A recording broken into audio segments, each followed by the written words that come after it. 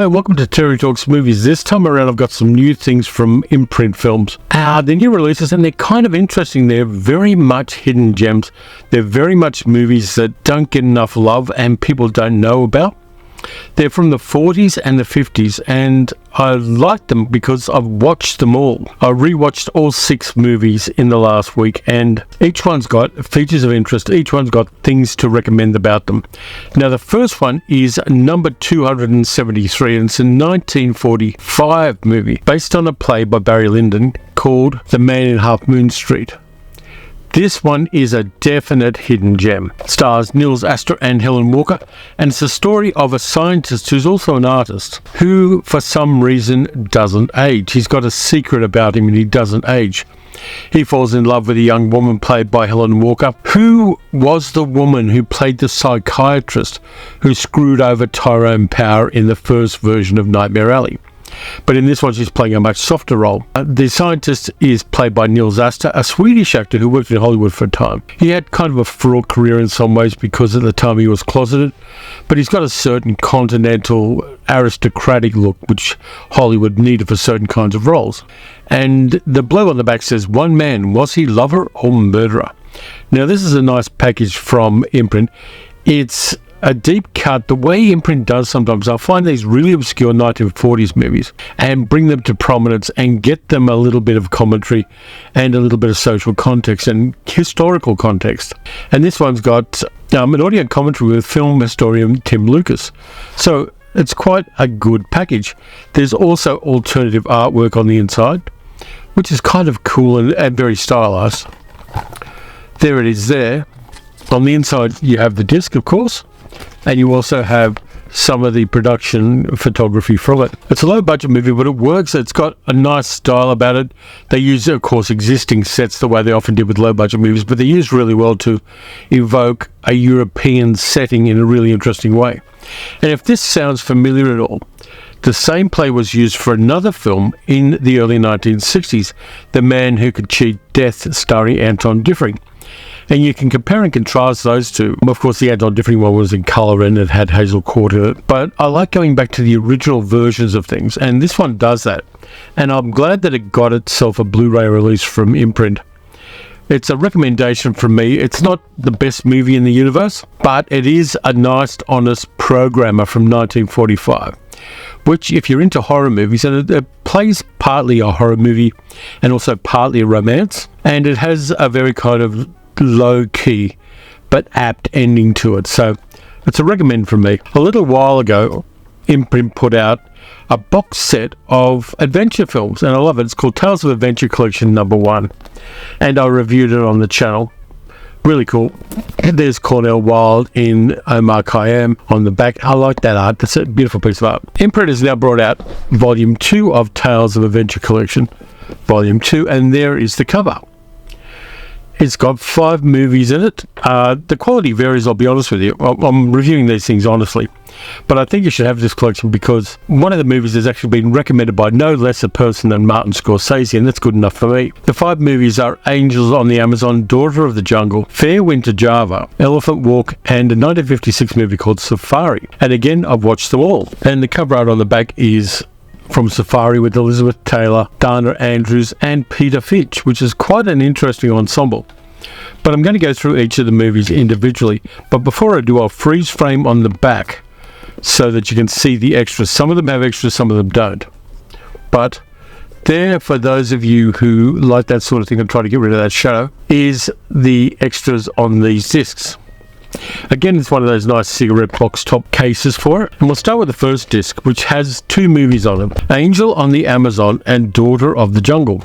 3 of these movies are from Republic Pictures, which was a production company started in 1935 by a guy called Herbert J. Yates. And in the late 1930s, Herbert J. Yates fell in love with a figure skater called Vera Ralston, who was Czech, and he decided he wanted to make Vera Ralston a movie star. In some movies she has the credit of Vera Hruba Ralston because Hruba was her original last name, and he fell in love with her. They had an affair. He left his wife for her eventually, and he kept trying to make her a movie star where she wasn't a good actress and she had a thick Czech accent. They married and were married until his death, so there obviously was a love match there. That love affair and his insistence of putting her into movies contributed to the downfall and ultimately the dissolution of Republic Pictures. Don't get your honey where you get your bread. So, first one's Angel on the Amazon, which is an interesting film. It's a fantasy, but it's also a jungle picture, because at the start of the movie, a group of people, including George Brent and a doctor played by Constance Bennett, they crash land in the jungle and are rescued by, amongst other people,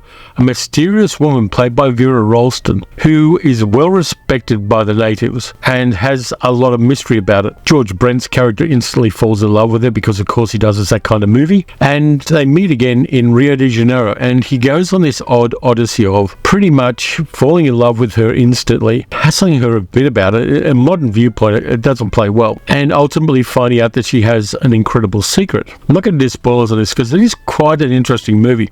It plays with a couple of genres and merges them, not always successfully, but always in a way that keeps you intrigued by the story. Now, the secret sauce in this one is two people. Gus Schilling is a character actor who plays one of the minor characters in it.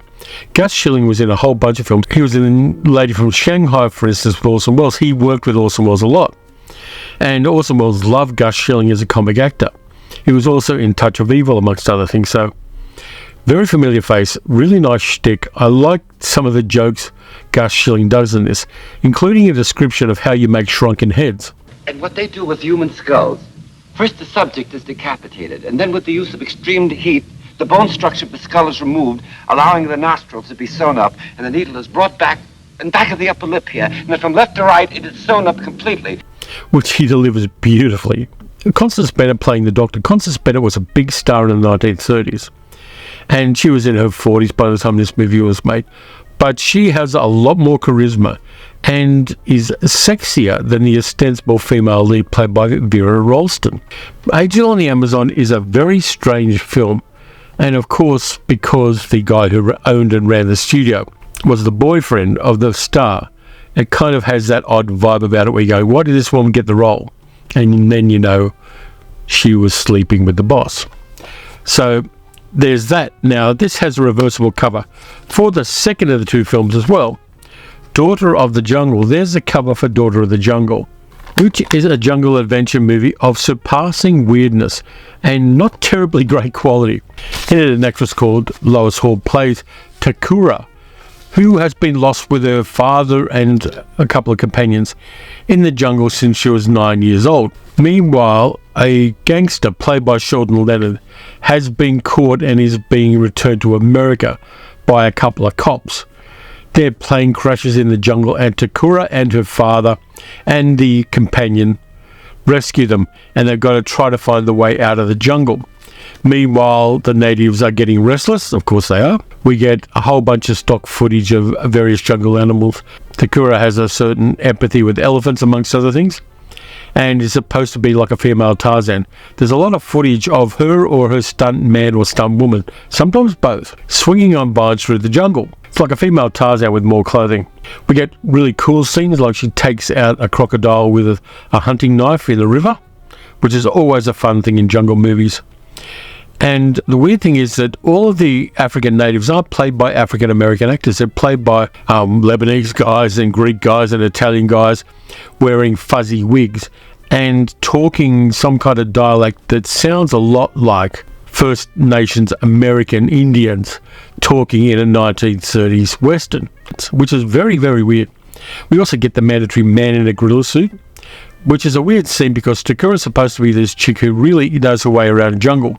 But a gorilla breaks into the hut she's in and she screams and needs to be rescued by a man. Sheldon Leonard is really good. He went on to be a producer on TV. He produced the whole series of I Spy, the TV series in the 60s, and did some character roles as well. He was in Guys and Dolls, for instance, with Sinatra and Marlon Brando. Very familiar face. And he gets to do some cool dialogue in there as well. But overall, this one is the least of the 6 films. It really doesn't hold together. It's fake as hell. It's a jungle adventure which doesn't have anybody with any charisma in it, which is a bit of a shame. But again, it is of its time, and it's very much a B picture. I'm going to do the next 3 in the order that I prefer them. This is hard though, because they've each got features of interest. Yeah, we'll do this one first. Elephant Walk with Elizabeth Taylor, Dana Andrews and Peter Finch from 1954. Just before Elizabeth Taylor really hit before Peter Finch was a big star, Dana Andrews is probably the biggest star in this one. And it's the usual colonizer jungle adventure, in this case set in Sri Lanka, then known as Ceylon. And there was location shooting as well. There were a few days of shooting with a different female star. Originally this movie was going to star Vivien Leigh, but Vivien Leigh filmed for a few days and you can still see her in some of the shots at the start is set in the car. But she then had a mental breakdown. She was somebody who definitely suffered from mental illness, and so she could no longer continue. And the filmmakers rushed Elizabeth Taylor, who wasn't quite a star yet, out to do this kind of plantation jungle adventure. The story is pretty simple. An English woman marries a plantation owner who has a big tea plantation in Sri Lanka, played by Peter Finch, and Finchy is good in this one. The man in charge of the plantation, apart from Peter Finch's character, is played by Dana Andrews, and he is a better person because Peter Finch's character, John Wiley, is living in the shadow of the memory of his father who set up the plantation. And there are a whole bunch of colonial hangers-on who every week they have a party to celebrate John Wiley's father, Tim, who was a man's man and who was the head of this group of rather pathetic colonizers in Sri Lanka. Now, there's also a major domo for the house, and there's a very big plantation called Abohami, played by Abraham Sophia, who worshipped the big boss. He talks to the grave of the big boss every day, which is in the grounds of the plantation. He's kind of like, if you've seen Rebecca, he's the Mrs. Danvers character in this movie. And I got a little bit of an implication that maybe there was a little bit more to their relationship than people were letting on. See, from a modern viewpoint, you can make that interpretation.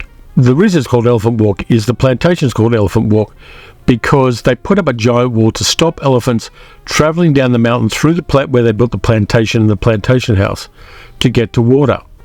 This becomes a problem when a drought hits and a cholera epidemic hits. So Elizabeth Taylor's her character's very much a fish out of water. She's only used to living in England. She's used to living in England in the post-war period when there's rationing. And when she gets to Elephant Walk, she finds so much food going to waste that it drives her mad. Because back home in England, people were using ration cards and only getting a pound of meat a week and things like that. Whereas there's an enormous waste of food and other resources on this plantation. It's got a very interesting edge for that reason. Peter Finch's character is a total bastard, and ultimately we get a resolution to it, but he plays the bastard really well. He is the best actor in this movie, with the possible exception of Abraham Sophia. Really interesting film. This one's got an audio commentary by screenwriter Gary Girani. It's a 1080p transfer. Inside we get, again, some of the production art and the disc itself. It's a good film to watch. The location shooting is really great.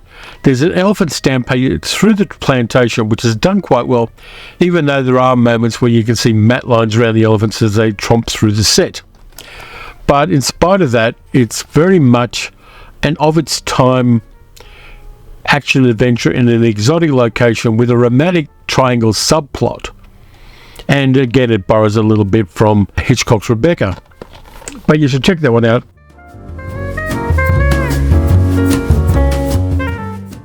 This movie I am conflicted about because it starts so badly and politically it's on the nose. But it's a good African adventure. Safari with Victor Mature, Janet Leigh, John Justin and Roland Culver. This movie starts out badly, and I looked into the historical context of it, so I'll explain why. It starts out with Victor Mature's character killing an elephant, and you see someone actually killing an elephant at the start of the film. Does not incline me to think kindly upon either the production or the character. Victor Mature's character is called Ken, and he is a great white hunter. In fact, Janet Leigh's character calls him GWH. He operates in Kenya during the Mau Mau uprising. Now, the Mau Mau uprising, I'm going to step out of what the movie and talk a little bit historically here. The Mau Mau uprising was a revolution by the native people of Kenya, because among all of the places where the English colonized, Kenya had the worst racists. They had the worst conditions for the working people. They screwed over the native people for economic reasons and because they wanted to keep the empire going. It was a place where if you were colonized by the English, you didn't want to be from and you didn't want to live. And so some very highly educated revolutionaries came along and fought a guerrilla war against the English for a number of years. There were previous uprisings as far back as the start of the 20th century, but the English, using their media power and using the racism of the British Commonwealth, demonised the Mau Mau uprising, where what it was people trying to take their country back from the white colonisers. So the Mau Mau in this, of course, are automatically evil, and the leader of the Mau Mau in this is played by a British actor called Earl Cameron. Earl Cameron's character goes back to the house of Ken Duffield, the character played by Victor Mature, kills his housekeeper, kills his little boy, and burns the house down. So this then, in one aspect, becomes Death Wish in Africa. And because the colonial authorities know that Ken will go rampaging to find Earl Cameron's character, Goroji, they cut off his hunting license and move him back to Nairobi. And he starts drinking there because he can't do his job and his son's been killed and things are not going well in his life. Along comes an aristocratic Englishman, played by Roland Culver, along with his ex-showgirl American fiancée, played by Janet Leigh. And because he is a sir and because he is aristocratic, he gets Duffield's license put back in so that they can hunt down a rogue lion called Hatari, which this privileged aristocratic guy wants to kill in order to prove himself a man. Yeah, it's that kind of film. So they go out on a safari to try to hunt down this lion, and again a lion gets killed in the movie. Meanwhile, there's a meet cute and a rapport between Ken and the character played by Janet Leigh. They have a nice rapport in this. Victor Mature is an underrated actor, and the person who underrated Victor Mature's acting skills most was Victor Mature. He really didn't take himself seriously. As soon as he made enough money to live comfortably, he retired from acting and only did occasional things like playing a giant in Head, the Monkeys movie. But in this one, he's quite good. He essays the anguish of his character when his son is killed really well. He does the romantic lead stuff quite well as well. He's a man who also suffered from anxiety disorders all through his life. He had a fear of flying, amongst other things. Safari, which was shot on location, there's some really good second unit stuff here, and really good stuff with the actors themselves, where they meet Maasai warriors and things like that. And the locations are beautifully shot. It was directed by Terence Young. And apart from those problematic things about the colonizer aspect and also killing animals, it's a good, solid African adventure, and I'm glad I watched it. I mean, I like that cover. I think it works really well. There are no extras on this one, but again, you get a piece of production photography there. And in spite of those misgivings about the two aspects of the film, I enjoyed it. And I didn't hate myself for enjoying it, but I acknowledged to myself the problematic aspects of it. This is possibly why this movie didn't really get any kind of decent release. This is the only one of the films which was done in CinemaScope, and it looks really good. It's a nice transfer. It's an interesting movie which has lost of time because it was made by Warwick Films, which wasn't a big studio, and nobody gave it enough love until recently. But that one I recommend. Now, the one I didn't think I'd like, but I did, is the one that Scorsese called the Almost Perfect Saturday Afternoon Matinee Movie. This one has an audio commentary by film historian Sam Dayan from 2023. Again, a 1080p transfer from a 4K True Color negative, because it wasn't filmed in Technicolor, it was filmed in True Color, which was Republic Pictures' color film process. And it stars Fred McMurray and Vera Ralston. Fair Winter Java. Now, this one, because it's in Academy ratio, it's not in widescreen, didn't get enough love. But it's set, of course, in Indonesia, what we now know as Indonesia, in the 19th century. And Fred McMurray plays a ship captain called Captain Boll, who runs an American merchant ship in the East Indies as it was then. His ship's called the Gerrymander for some reason. I don't know whether it had a political meaning or not in those days, but the ship's called the Gerrymander. A really nice sailing ship. And by the way, there are some really great models of the sailing ships which were used on lakes and in the ocean really effectively. There was a model of the Gerrymander which is 7 meters long. There was also a Macassan pirate ship with a triangular sail, which looks really good as well. And this one is a lot of fun. Fred McMurray is not the kind of guy you think is a swashbuckling sea captain, but he makes it work. And Vera Ralston, who was Czech, remember, plays a Balinese dancer who knows the secret of a palace full of diamonds on the side of a volcanic mountain called Krakatoa. There's also a mysterious sea pirate played by Robert Douglas, a really interesting English actor who gets to chew up the scenery really well in this one. The supporting cast is pretty good. The first mate on the ship is played by John Russell, who people knew from the Lawman TV series later. Victor McLaglen plays one of the crew. Paul Fix plays one of the crew. There's also people like Philip Arndt turn up in there as well. And they have a little bit of yellow face from some of the characters, but it is 1953. So it's a swashbuckling sea adventure. It works really well. The actors are all on point. Vera Ralston gives her best role as Kim Kim, the Balinese dancer, even though she's got her hair dyed black and her skin darkened somewhat. This is probably her best acting role, which isn't saying a lot, but she sells it really nicely. The big part of this, of course, is the explosion of Krakatoa, which is done really well. What they did was they found a lake in California and built a fake volcano in the middle of the lake. It wasn't full size, it was to scale. And then they blew it up. And the explosions are really effective. They had things like, they had explosions using cement dust. They had bags of cement dust, which was shot up into the air and gave really good volcanic plumes. It's not totally geologically accurate volcano, but the explosion at the end of this one is really effective. Captain turns the ship into the tsunami, puts out a sea anchor to rescue it, and the pirate ship's chasing them, and the pirate ship doesn't do the right thing and sinks. It's a great swashbuckling adventure, and Scorsese's right, this is a really good Saturday matinee action film, and it works. In fact, Scorsese did an introduction to this in New York when it was reshown after it was restored. But Fair Wind to Java is really, really cool. And I was totally surprised by this. I like it a lot, and I'm going to rewatch it. Robert Douglas played any number of baddies in movies. He was one of those actors who had an aristocratic, received pronunciation English accent, and had the look of a very sleazy, slimy kind of guy. Again, you've got Fred McMurray playing the sea captain.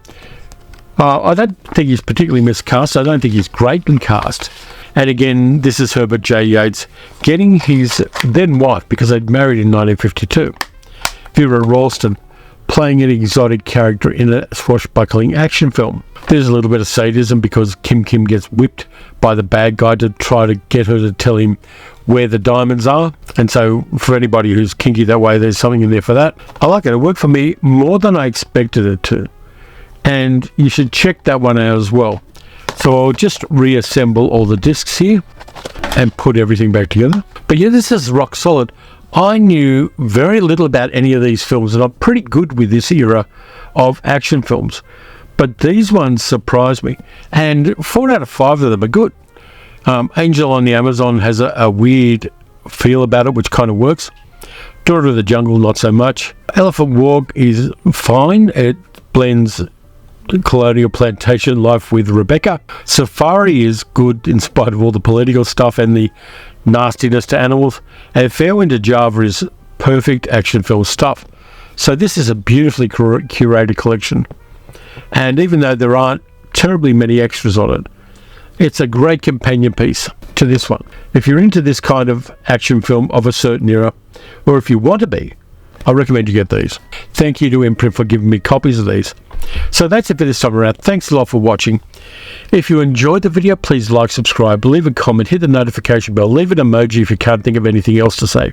You can also support the channel by becoming a channel member or by becoming a patron at patreon.com/TerryTalksMovies. Next up, I'm doing a review of Godzilla -1, and I'm going to go see it in a prison. So that's the next video coming out. Until then, watch some good movies, watch some bad movies. Watch some swashbuckling adventure films and have a good time with it. And I'll catch you next time.